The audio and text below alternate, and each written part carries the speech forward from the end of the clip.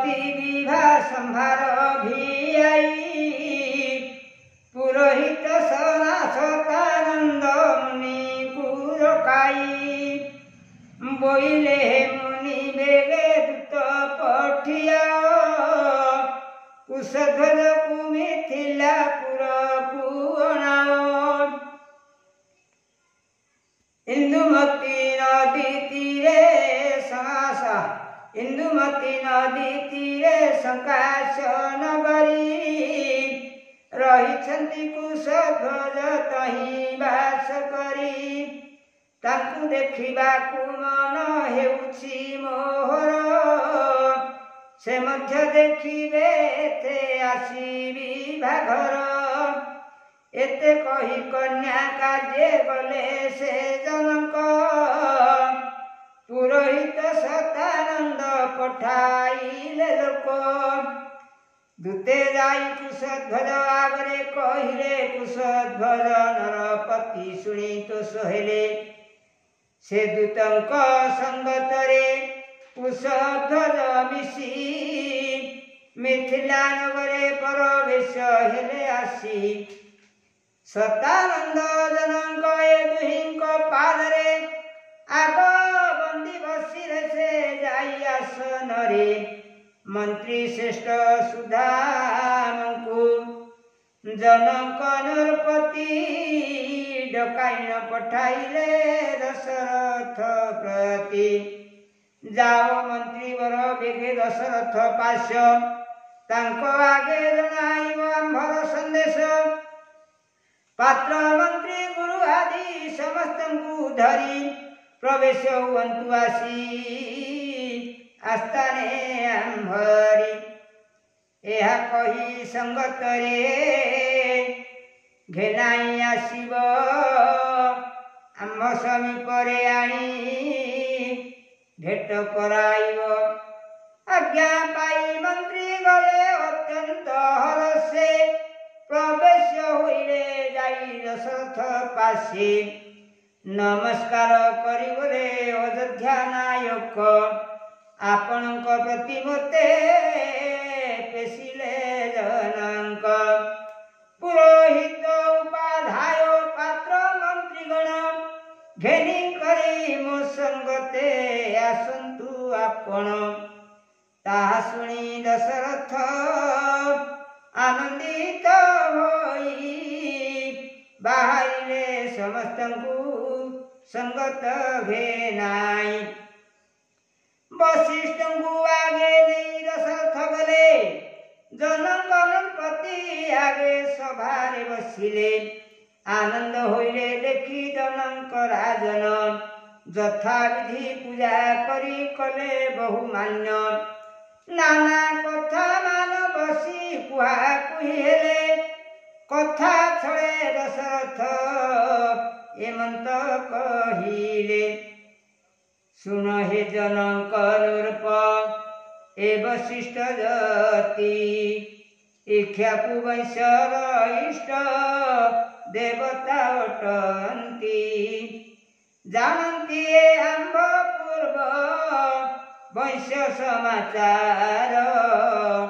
शुणिबाकु इच्छा थिले एहांकु पचार बसिछन्ति विश्वामित्र आदि सब ऋषि सेमानंक अनुमते कहन्तु विशेषी एते कही दशरथ नृपति तिलक मौने रहिले तही पुछिले जनक सेमानंक साक्षात वशिष्ठ महर्षि सूर्य वंश विवरण सुनाइले बसी अद्वितीय परम ब्रह्म नारायणंकर नाभिमंडल जात हेले वेदवर से ब्रह्मांक मनसरु मरीचि जन्मिले मरीचिंक पुत्र जान कश्यप होइले कश्यपଙ୍କର ସୁଜାତ ହେଲେ ସୂର୍ଯ୍ୟ ମନୁ ନାମେ ବୋଲାଇଲେ ତାଙ୍କର ଆତ୍ମାଜ ସେହି ମନୁ ପୂର୍ବେ ପ୍ରଜା ସୃଷ୍ଟି ଭିଆଇଲେ ମନୁଙ୍କର ସୃଷ୍ଟି ଯୋଗୁ ମାନବ ସେ ହେଲେ ସେ ମନୁଙ୍କ ପୁତ୍ର ହେଲେ ଇକ୍ଷ୍ୱାକୁ ନାମରେ ଇକ୍ଷ୍ୱାକୁ ପ୍ରଥମ ରାଜା ଅଯୋଧ୍ୟା ନଗରେ ଏହାଙ୍କର ରୂପ ବର୍ଣ୍ଣ ହେଲା ଏକ ସୂତ କୁକ୍ଷୀ ବୋଲି ତାଙ୍କ ନାମ ହୋଇଲା ବିଖ୍ୟାତ କୁକ୍ଷୀଙ୍କର ବିଭୂକ୍ଷୀ ଯେ ହୋଇଲେ ନନ୍ଦନ ସେ ବିଭୂକ୍ଷୀ ପୁତ୍ରଙ୍କର ପୁତ୍ର ନାମ ବାଣ ଅତି ବଳବାନ ପୁତ୍ର ବାଣ ନୃପଙ୍କର ଅନରଣ୍ୟ ବୋଲି ନାମ ହୋଇଲା ତାଙ୍କର ରାବଣ ସହିତ ଯୁଦ୍ଧ କରି ନୃପ ହେଲେ ମଲା ବେଳେ ରାବଣକୁ ଶାପ ଦେଇଗଲେ ମୋ ବଂଶରେ ଜାତ ହେଲେ ବଳିଷ୍ଠ କୁମାର ପୁତ୍ର ନାତି ତୁଲେ ବଂଶ ମାରିବେ ତୋହର ଏହିପରି ଶାପ ଦେଇ ସ୍ୱର୍ଗପୁରେ ଗଲେ ତାହାଙ୍କର ପୃଥୁ ନାମେ ଏକ ପୁତ୍ର ଥିଲେ ଅଯୋଧ୍ୟାରେ ରାଜା ହୋଇ ପାଳିଲେ ରାଜ୍ୟକୁ ପୃଥୁଙ୍କର ପୁତ୍ର ନାମ ଅଟଇ ତ୍ରିଂଶକୁ ତାକୁ ଦୟା କରି ଏହି ବିଶ୍ୱାମିତ୍ର ଯତି ସ୍ୱଦେହରେ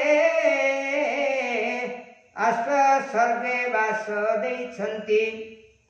ଦୁନ୍ଧୁମାର ନାମେ ରାଜା ତ୍ରିଶଙ୍କୁ ନନ୍ଦନ ଯୁବନ୍ୟାସ ନାମେ ହେଲେ ତାଙ୍କ ପୁତ୍ର ଜାଣ ଯୁବନ୍ୟାସ ରାଜା ହୋଇ ଅଯୋଧ୍ୟା ନଗରେ ଅଶ୍ୱମେଧ ଯାଗ କଲେ ସହସ୍ର ସଂଖ୍ୟାରେ ତେବେ ହେଲେ ତାହାଙ୍କର ନୋହିଲା ସନ୍ତାନ ସେହି ଯୋଗେ ମନେ ଖେଦ କରି ସେ ରାଜନ ରାଜ୍ୟ ଭାର ମନ୍ତ୍ରୀ ହସ୍ତେ ସମର୍ପଣ କଲେ ତପସ୍ୟା କରିବା ପାଇଁ ବନସ୍ଥକୁ ଗଲେ ମୁନିବ୍ରତ ଆଚରି ସେ କଲେ ଘୋର ତପ ନିଃସ୍ୱାର୍ଥରେ ଦିନେ ପାଇ ମନରେ ସନ୍ତାପ ସୁକ୍ଷ କାଷ୍ଟ ଓଷ୍ଠ ହୋଇ ଭୃଗୁ ଆଶ୍ରମକୁ ଏକା ହୋଇ ଯାଇଥିଲେ ଜଳ ଆଣିବାକୁ ଦୈବର ଘଟ ସୂତ୍ର କରିବ ଆନ ଏ ସମୟ ଯାହା ହେଲା ମନ ଦେଇ ଶୁଣ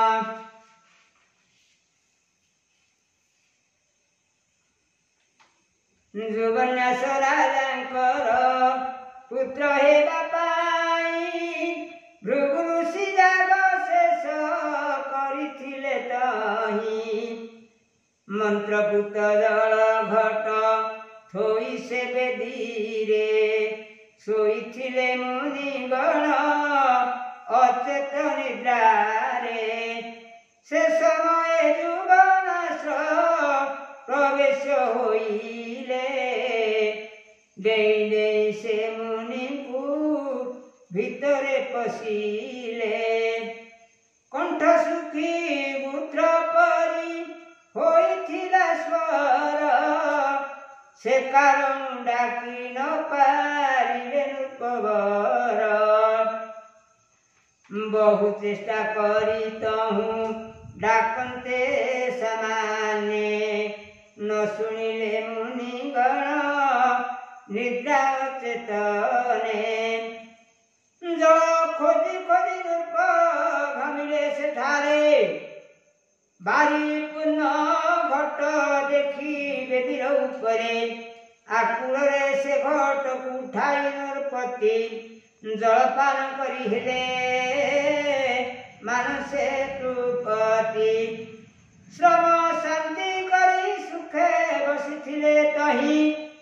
ସମୟେ ମୁନିଗଣ ଉଠିଲେ ଠିଆଇ, ଦେଖିଲେ ସେ ଘଟେ ଆଉ ନାହିଁ କିଛି ବାରି। କାହିଁ ଗଲା ବୋଲି ହେଲେ ପଚରା ପଚରି, ତାହା ଶୁଣି ଯୁବନ୍ୟାସ ନୃପତି କହିଲେ, ଜଳପାନ କରିଅଛି ମୁହିଁ ତୃଷା କୁଳେ। ଭୃଗୁ ଋଷି ଶୁଣି କରି ତାଙ୍କ ବଚନ, ବୋଇଲେ ଅଜ୍ଞାନ ହୋଇ କି କଲ ରାଜନ। ସେ ଜଳରେ ବ୍ରହ୍ମ ସ୍ଥାପି ରଖିଥିଲୁ ଆମ୍ଭେ, ନ ପଚାରି ତାହା କି ପାନ କଲ ତୁମ୍ଭେ। ତୁମ୍ଭ ରାଣୀ ସକାଶରେ ଥିଲୁ ତାହା ଥୋଇ, ପାନ କରି ପୁତ୍ର ଜାତ କରିଥାନ୍ତେ ସେହି। ଦୈବ ଘଟଣାରେ ସଂସାର ଗଠନ, ବିଧାତାର ଇଚ୍ଛା ଅବାକେ କରିବାନ। ଆପଣଙ୍କୁ ସେ ଘଟଣା ଏ ଜଳପାନରୁ, ଘଟିବ ତାମ୍ଭେ ମାନେ ନିବାରି ନ ପାରୁ। ସିଦ୍ଧ ମନ୍ତ୍ର କଦାଚିତେ ଅନ୍ୟଥା ନହିବ, ତୁମ୍ଭ ଉଦରରୁ ଜାଣ ପୁତ୍ର ଜାତ ହେବ। ସେହି ପୁତ୍ର ଶତ୍ରୁ ସମ ହୋଇବ ତୁମ୍ଭର, ଗର୍ଭ କଷ୍ଟ ଶାନ୍ତି ଅର୍ଥେ ଯଜ୍ଞ ଏବେ କର। ଏହା କହି ଭୃଗୁ ଋଷି କରାଇଲେ ଯାଗ, କ୍ରମେ କ୍ରମେ 7 ବର୍ଷ ହେଲା ଯମୁ ଭୋଗ। କିଞ୍ଚିତରେ ବ୍ୟଥା ଜାତ ହେଲା ନୃପଙ୍କର, ବାମକୁ ଚିରି ପୁତ୍ର ହୋଇଲା ବାହାର। ଯଜ୍ଞ କର୍ମ ପ୍ରଭାବରେ ସେ ନୃପ ମରଣ, ନ ଲଭିଲେ ତପ ବଳେ ପରିଜାଣ। ସେହି କାଳେ ଇନ୍ଦ୍ର ଆସି ମିଳିଲେ ସେଠାରେ, ଦେବତାଙ୍କୁ ଘେନି କରି ବ୍ରହ୍ମାଙ୍କ ସଙ୍ଗରେ। ତାଙ୍କୁ ଦେଖି ଯୁବନ୍ୟାସ କରି ନମସ୍କାର, ପଚାରିଲେ କିସ ଖାଇ ବଞ୍ଚିବ କୁମାର। ଇନ୍ଦ୍ର ଶୁଣି ସନ୍ତୋଷରେ କହିଲେ ସନ, ତର୍ଜନୀ ଅଙ୍ଗୁଳି ରସ କରିବ ଏ ପାନ। ଆମ୍ଭ ବୋଲେ ସୁଧା ଜାତ ହୋଇବ ତହିଁରୁ, ସତ ସନ୍ତତରେ ପାନ କରି ଜୀବନକୁ ଧରୁ। ତାହା ଶୁଣି ସନ୍ତୋଷରେ କହିଲେ ବିଧାତା, ଏ ପୁତ୍ରର ନାମ ଆମ୍ଭେ ଦେଲୁ ମାନ ଧାତା।